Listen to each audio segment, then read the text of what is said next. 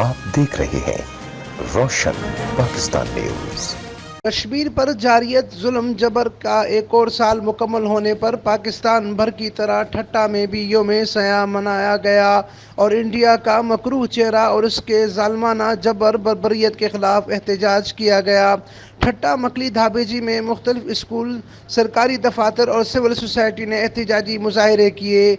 Special school मकली के principal Nadeem Ibrahim Memon की क़यादत में स्पेशल बच्चों और उनके असातिज़ा ने मुजाहरा किया, जबकि DC ऑफिस में एडिशनल कमिश्नर 1 उबैदुल्ला पहोड़ की क़यादत में मुजाहरा किया गया, जहां इंडिया की फ़ौज की मकबूजा कश्मीर में जारी ज़ालिमाना दहशतगर्दी और कश्मीर को इंसानी जेल कायम करने पर मोदी सरकार के खिलाफ नारेबाजी की गई।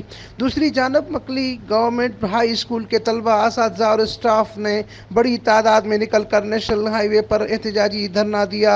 धाबीजी में भी सिविल सोसाइटी की जानिब से एहतजाजी रैली निकाली गई। अमीन फारूकी, रोशन पाकिस्तान न्यूज़, ठट्टा, सिंध।